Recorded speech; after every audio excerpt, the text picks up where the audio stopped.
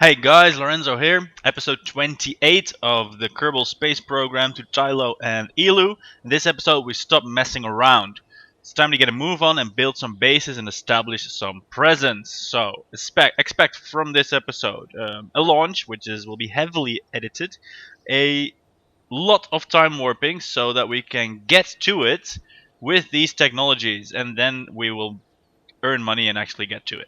So, first things first, of course, the heavy lander will complete in 3 hours.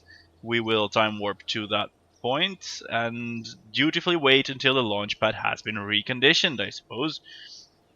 We will launch this to Eeloo in 8 days. This is the same lander as is currently en route to Tylo. I have updated the Kerbal alarm clock window to show everything that's relevant for us at this point, and that is first a correction burn for the probe to Tylo, which will happen in just under 300 days. Then the final approach burn for the backup probe, which is also headed to Tylo. They have corresponding time frames. Then, just about a half year later, the heavy lander will get to Tylo as well. And then, a couple years later, we will start arriving at Eeloo. So we will launch now something else to Eeloo, and we will see whether that will be able to overtake any or all of these things. And in the meantime, we will be doing lots of time warps, I think, because it's about time we start getting somewhere. And of course, we will start work on the lunar base, because we really would want to have some lunar. Uh, we want to own the moon. That's basically it. No use dawdling about that. Cool, we have our launch window happened 3 days ago, but we're still busy rolling out these things. So we're gonna miss this launch window by 7 days, which is it's borderline. It's borderline. We will be able to compensate with Delta V. You're able to compensate anything with Delta V. It should have that as a bumper sticker or something. Anything can be fixed with enough Delta V. Reeks of Jeremy Clarkson a bit. Power, power instead. Delta V. Yay! Right, enough of that. Let's move on to the heavy lander. If you want to really see this launch up close, check out the previous episode, or indeed the one before that, either one of which had a launch featuring a vessel very much like this. I'm actually not sure if it's the last one or the second to last one. Anyway, off we go. I will tell you what happened so we can get on with more and more, well, just more and other things in this episode. See you after this, or really soon if everything goes pear-shaped, which can happen. See you in a bit. And there we are. Boy, and I wasn't kidding in the past when I said this was a high delta V trajectory. This whole stage is almost burned out. We're leaving Kerbin at a blistering just under 4 kilometers per second. Look at that, doesn't quite look like an encounter, but we'll have a course correction to do at the ascending node. We will time warp towards the Kerbin escape, which, look, we will escape the sphere of influence in just a day. That's really quickly, guys. That's really quickly. I can't even see the planet anymore. It doesn't mean a lot because I'm a blind astronaut, but hey, look at that. Lots of things happening. So, what's next? First, of course, setting the alarm clock for this thing. See if it can overtake one of these probes. That would always be cool. And I had a sneak peek in the technology tree. We can get torch drives and stuff, and fusion burners, and many fast things. So in the later episodes, I hope to do some brachistochrone trajectories. And if you don't know what those are, Google them. They are cool. I don't quite know how to get them in the context of KSP, but we'll figure that out when we get to it. Let's see. Come on, eat up that blue line. We are about to switch spheres of influence. Hell yeah. Right on, bye-bye, Kerbin. Look at that, what's our trajectory like? It's really weird. Yeah, we're getting at apoapsis in just under 2 years. Let's see. This one will get there in 3 years and 100 days. So, hey, if all goes well, this one will definitely overtake everything we've sent to Eeloo thus far. Wonderful. So let's add an alarm for the ascending node for a course correction to actually get there. This will happen in only 110 days. That's the first thing we're going to do.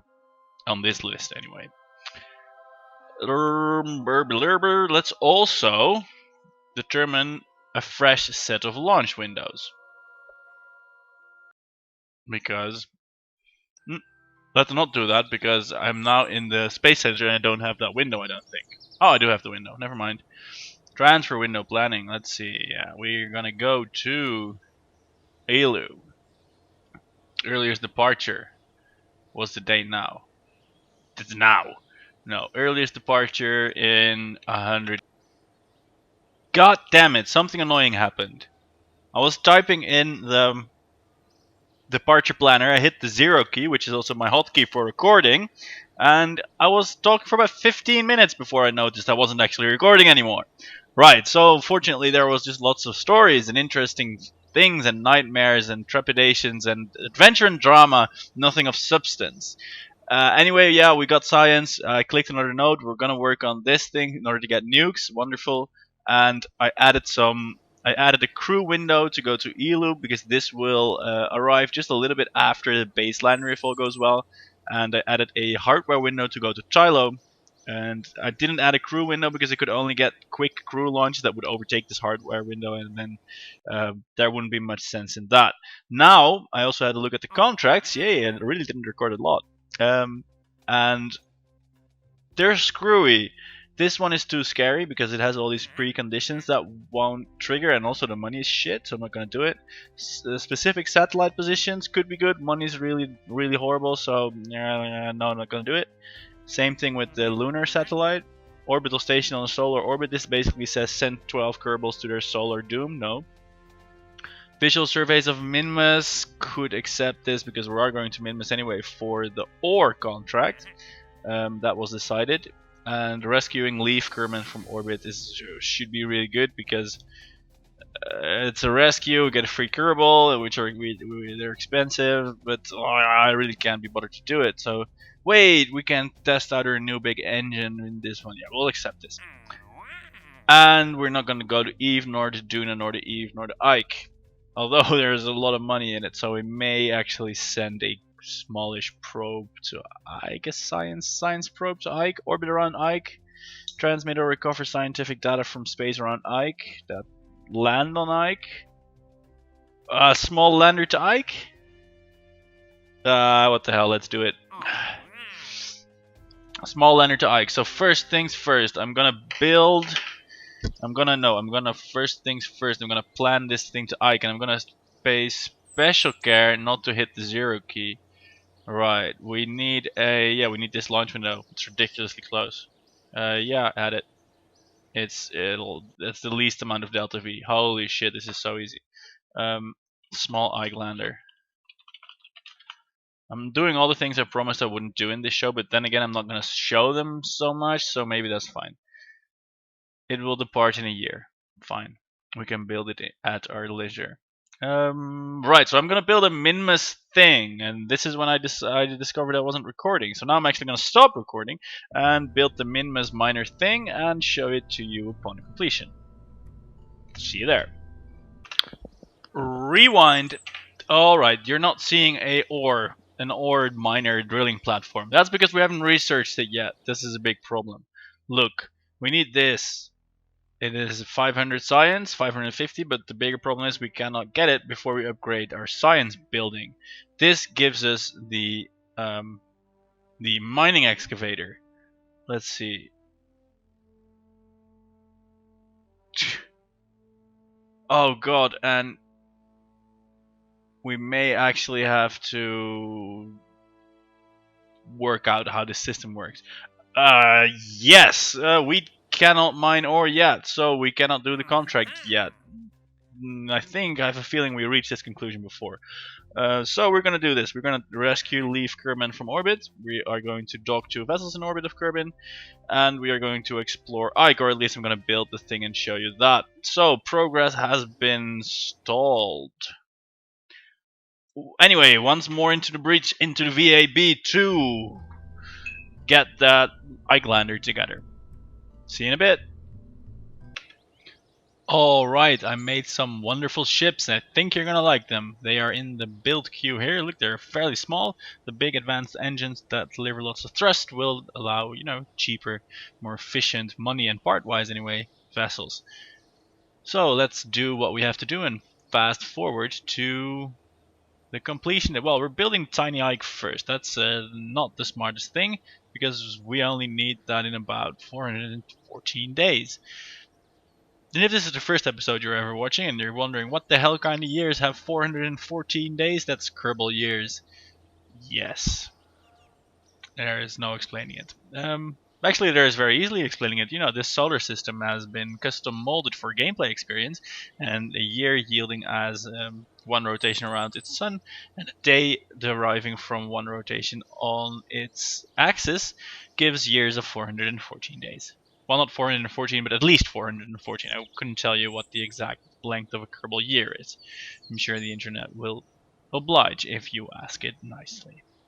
Cool, so the man gather has been completed, and let's move on with launching that. Now, there may be a slight disjunction in my voice because I will be recording this at a different time, but it's still part of this episode, so this should happen in just a few seconds from your perspective. And I'm back, and in pain. And we're gonna get Leaphe Kerman. And yeah, is that her name? Leaphe Kerman. We're gonna get her. Yeah. We're gonna roll out the man getter. That's this one. You're gonna have to wait one more day. And I'm gonna apologize in advance. This could be a weird continuation to the episode because I took all the painkillers I have. And not all of them, I'm fine. Because I think my jawbone's infected. This happened after I got my wisdom tooth removed, and they had to like chisel a chunk out of it. And now that's like 4 days ago, and it's starting to hurt now instead of right after they actually did it. And they gave me a thing as a contingency if this would happen. They gave me a little injection tubule and told me, well, if it starts hurting after like 3 or 4 days, just fill that with salt water and rinse out the wound. Sounds easy, right? So I did that, and being the do-it-yourself-at-home chemist I am, I saturated that solution with salt. And now I now realize if they actually meant like put some salt in a lot of water, that's not what I did. I saturated the water, put salt in it until there wouldn't go any more salt in it, and then I injected that deep into my mouth hole wound. My god, that hurts. It actually made me cry a little. Okay, a lot. And then I took painkillers, which I have, and now I'm recording the episode because I don't know what else to do. So yeah, that's a little bit of background there. This rocket I made with an empty seat for Leaphe. Leaphe? That Kerbal we're gonna get. This is the one. That's actually a horrible orbit to get trapped in because it's not anywhere near the planet. Let's hypothesize that she was on the way to the moon and just didn't quite make it. There's a slight incline there, and if we launch from here we just have to go a little bit south. We're going to try that but not overdo it. I built this rocket using the mainsail engine. I've since discovered that the twin bore engine is much more capable, but we're going to do it with this regardless. Let's see, we want to head slightly south, so that's up on the nav ball, like where these numbers are, somewhere along those lines. I want to fix the staging as well. Look at that, this is ridiculous. We don't want to start with separating. Wow, that was a good catch if I do say so myself. Here we go. And I'm going to show you this because, you know, it's the first rocket with a big engine and I don't know what else to do. I think it's important that we throttle down upon reaching max Q, which is right around 5-6 kilometers, and coming up on Mach 1, that's supersonic speed, that's about 300 meters per second. Oh god, my mouth hurts still. So that's exactly what we're gonna do. And then hopefully we're gonna get Leaphe Kerman and get a free astronaut, basically. Alright, throttling back. We should have all the delta V we want to match her orbit and get her. I'm basing that on absolutely nothing at all.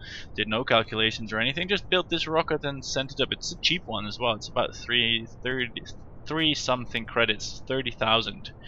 And whilst we're not that rich in the space program, we're at 137k at the moment, we can afford some mishaps. This is also, of course, unmanned up to the point that we're actually gonna get Leaphe. That's the point of the mission. Hey, hey, hey. So you know, low priority in safety. No, absolutely not. We have the highest standards in safety and launch things. Let's see, how is our?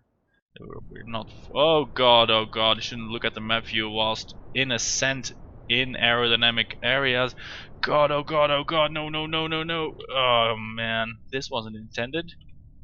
All right, let's try the fabled somersault maneuver and see if we can recover this. The good thing is we're going a bit slower now, so aerodynamic boundary forces shouldn't be an issue. Look at that, we have recovered, sort of. I mean, we're still going up, we're at 20 kilometers, we only lost a couple hundred delta V. That is fine in my book, at least today it is. We even still got the correct heading.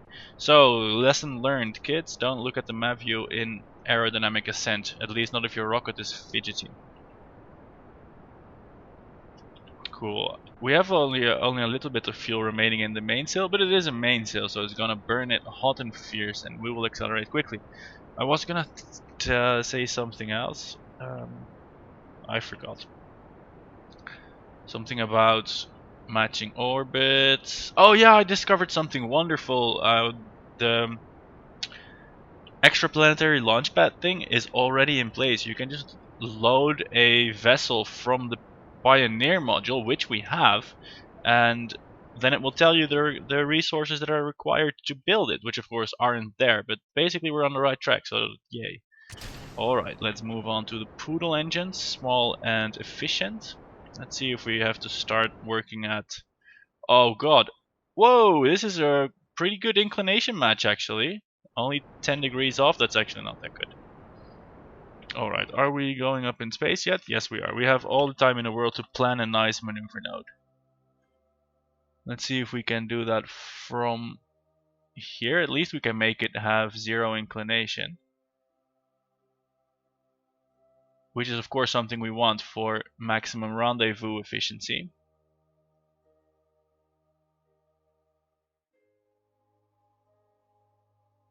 Let's see, we'll circularize after. Yes, this is fine. Let's do this burn right now. You'll note I even put RCS thrusters on this ship to make the rendezvous even more painless. Okay, full thrust. This is good, we're matching orbits even before we're actually in orbit. Isn't that pro rocket science? I think it is. Did I bring batteries? Yes, I brought batteries and even a few solar panels, so we shouldn't run out of juice if we have to. We're gonna go in a high orbit, so we will probably see the sun most all the time. Alright, we have matched inclinations. Let us see if we can immediately intercept if my space rocket man juju still working. Maybe it is. Maybe it is. Maybe it's not. No, this will have an encounter in the next orbit. This will meet the moon. That's of course not the point. Yeah, we can go for this. Let's see, this will happen in 2 days, and if we instead, this is 3 hours. No, it's easier to match orbits on this side then. No, it's not. Alright, one step at a time. We're not gonna go there immediately. First we're gonna put ourselves in orbit to actually give us more leeway in making a rendezvous. Right on. This node will happen in 3 minutes, which we will fortunately time warp right towards. Cool. See the beauty of RCS. We can use that system to turn and then use the main rocket engines to thrust, as God intended it always. Oh, there's still... I did that whole horrible salt injector thingy. I did that 2 hours ago, and now is about the first time I can stop whimpering. And I'm still tasting bloody salt. Gah! You know, that wisdom tooth wasn't horrible. I mean, they told me it was all rotted and stuff, but I didn't notice that. I mean, it was fine. It wasn't bothering me. It was a nice, friendly part of my mouthy neighborhood. Now I've got this hole, which is just being annoying and obnoxious all the time. Oh well, I'm sure you didn't come to hear me lament about dentistry. Right. Let's see if we can rendezvous up something fierce. Can we rendezvous? I mean, if we rendezvous here, of course, we do. No. What we're gonna do, we're gonna do it the good old-fashioned way. I mean, this thing is automated, so it will last forever. We are going to match periapses, and then do the rendezvous from there. That will work. Alright, a 30-second burn in 16 minutes. The fuel of this intermediate stage is almost run out, actually. I'm starting to wonder if I've actually underestimated my delta V requirements here.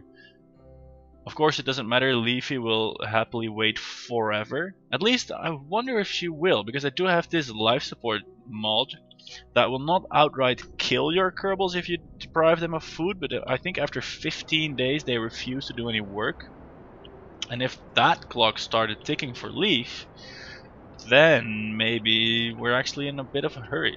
Because we have to actually control her ship and tell her to get the hell out and board this one. Which I think has a few supplies in it, so then she'll be fine. But if she doesn't want to go out, we're gonna have to get the asteroid grabber, and we haven't even researched that part yet, because then the grabber can force the dock with her ship and, feed her some supplies, which are then used to coerce her into getting into the rescue ship. Now we can start on making a rendezvous happen. This is gonna be a deep space rendezvous, man. I don't think I've ever done it this far away from the planet. Haha. 17 kilometers, yeah, we can deal with that. The good thing about rendezvousing that far from the planet is that your parents aren't there to what? No. The good thing about rendezvousing that far away from the planet is that the curvature doesn't really matter, and you can much easier rendezvous using straight line principles. Work your parents into that. I dare you, I double dare you. Say what again? No, that's something else. Right. Time for another rocket burn. Look how high I am. No hands. Yeah. Full thrust. 600 meters per second this time. This will mostly match us with the... I mean, will it? Yeah, this will give us almost the same orbit. So rendezvous speed difference will be minimal. Cool, let's separate this. Is this actually the right one? That is the right one, as is that one. Cool, that bit of debris is now tumbling. And this fuel tank should have the required oomph to get us there and back again. I should say. Look, I even brought a heat shield this time. I think. Yeah, that's the heat shield. What else can I talk about? There's a miniature of Hugo Chavez on my desktop. My actual real life desktop. He's looking a little bit like he has to poo. And there is a letter O, which I pilfered from a Egyptian. I shouldn't be saying this on the internet. No, I'm not saying that on the internet. Right on. Cool, 19 meters per second yet to go. Let's see what the map view has to say about that.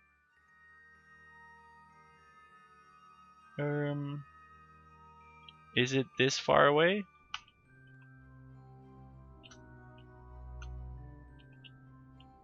Yeah, maybe. We have to do these meters per second. Look, here we go. Wow, that's important. Let's finish it off with RCS then. Yeah, 14 kilometers. We'll fix that when we get round to it. Haha, round to it. Almost. We're almost round to it. Cool. This is a lot of time warping. Let's do that. Man, if you're patient enough, these deep space rendezvous are really easy. Because the speeds are low and the distances are large, you can just get really close, fairly uncomplicated.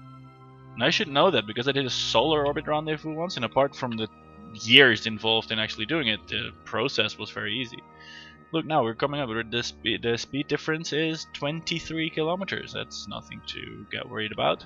Now let's just burn straight for it, which we are now almost doing. Here I'm matching the prograde indicator with the target reticule. That's how I know I'm burning right for it. It's not visual magic. We're burning right for it at 100 meters per second. And now we'll punch some time warp. And you can see these indicators are not even drifting a little bit. That's because the planet is all the way over there, and our curvature around it is not that affected. Well, we are still curving around it, of course, but the effect of that over 14 kilometers of distance is much less than it would be over 14 kilometers of distance that are really close to the planet. I hope that made sense as a brief explanation. Cool. More time warp because I'm an impatient motherfucker. Alright.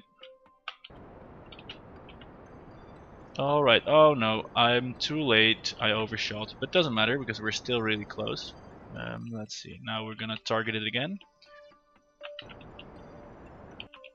There, we're approaching it a little bit.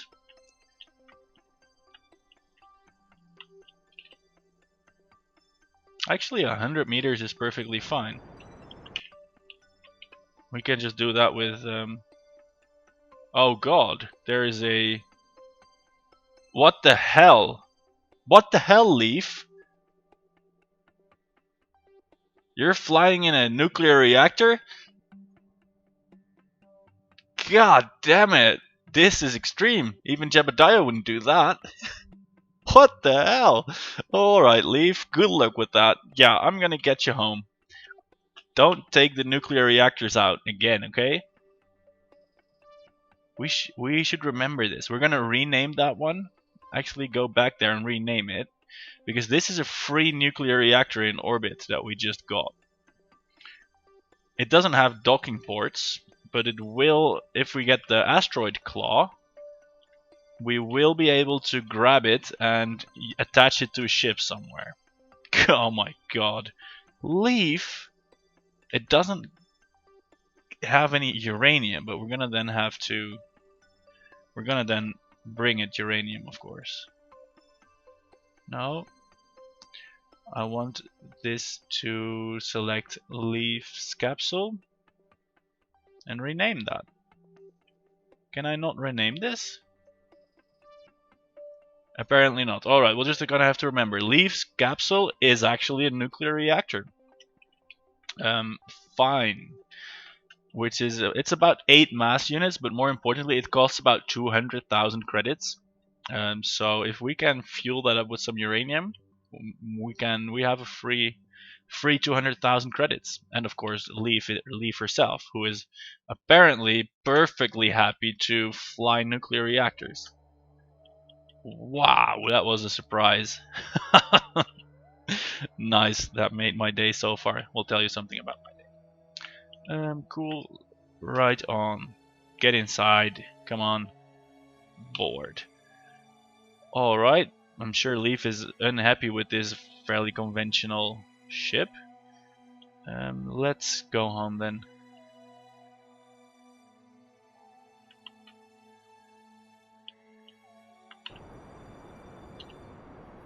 I wonder what kind of Kerbal Leaphe is. Alright, we're shrinking our orbit. Let's make that a reasonable entry. It will be a night entry, but actually I don't know if it will be a night entry. Yes, it will be. Of course it will be. The planet can rotate, but it won't rotate around the sun so far. We can unset that target, by the way. Oh well, don't know how. What the hell? Oh god, I'm burning in the... That doesn't actually matter. I was burning on the surface indicator, but I was surprised why it was decreasing only so slowly. But our rocket is just that slow. That's it. Nothing special about that. We are fortunately just gonna make it. And then we'll have a re-entry, and then that'll be the end of the episode. And then the next episode will focus on something else again. I don't know what yet. I'll do some experimentation and present you with a nice ship, probably powered by twin bores. If you don't know what twin bores are, check out the next episode because they may surprise you. Right, let's go for a slightly conservative altitude because we are coming in from a height. And let's do so with the maximum amount of time warp we have at our disposal. Because, you know, Yay for recklessness. Okay, it's gonna be a night entry. And I say entry because, of course, Leaphe was spawned by Satan in a nuclear reactor in orbit. She has never been on the planet before, despite what she says. Alright, let's see if we can scrub most of our speed with the engine that we still have. That's always a good tactic. Oh god, we have time warp here. We have 2.5 kilometers per second. That's not that shocking. We'll just make it fine. Let's ditch this rocket and just slow down through air forces, aerodynamics. Yes. 39 kilometers, 37 kilometers. Look there. Here we go. Let's. Yeah, we have the heat shield. A little bit more time warp. No, I'm too afraid of the time warp now. Let's see. Ablator's not ablating yet. Should be all good. Everything looks stable. Oh, I wonder, are these parachutes in the airflow? That would mean they could explode. That would not be good. Ablator is now starting to ablate, and we're starting to decelerate at a few Gs. Yeah, we've seen this side before. Should be all good. What else can I talk to you about? This is raining a lot here. It's Father's Day, and it's also the first day of summer, and it's raining. Raining. Oh god, oh that's just the other bit of rocket that exploded. And the other bit of rocket exploded. That's newsworthy, I'm sure. And we got some notifications here. Leaphe Kerbin was added to the space. We already got the money for saving her. Nice. She's not quite safe yet, but yeah, look how trusting this space program administration is. Alright, on to the bigger picture. First thing that's gonna happen is the field science is gonna complete. And then we're gonna need to do something with the heavy lander.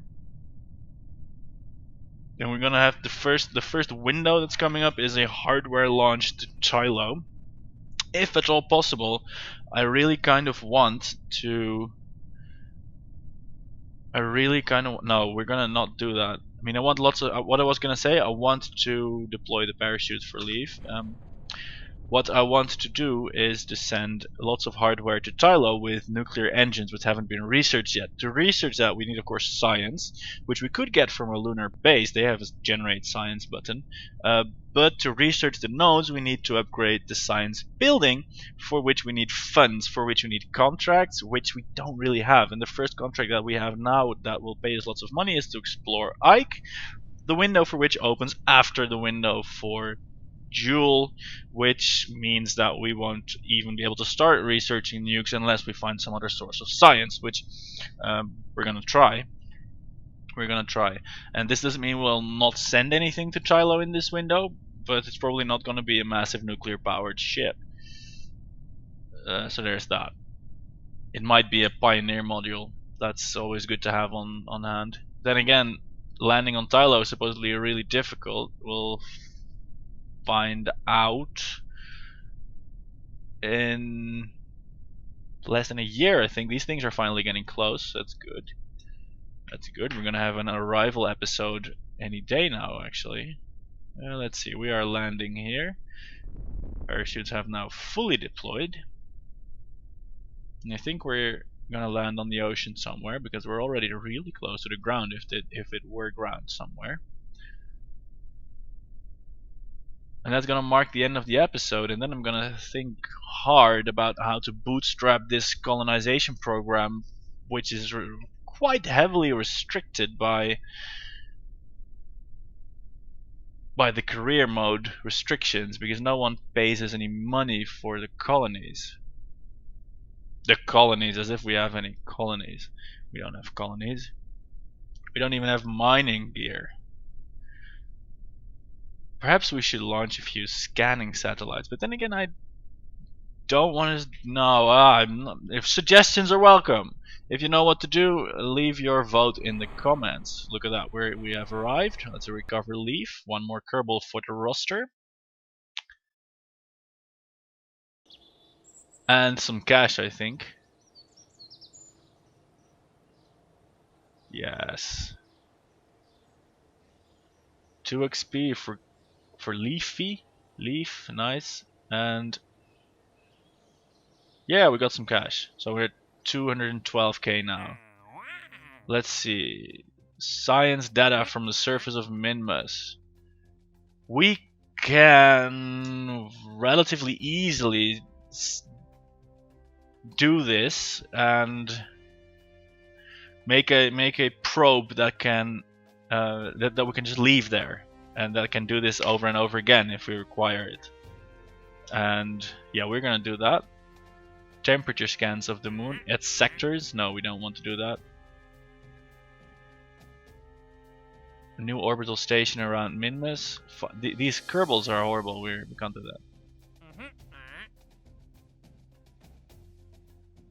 Let's see. Land on the moon. Orbit around the moon.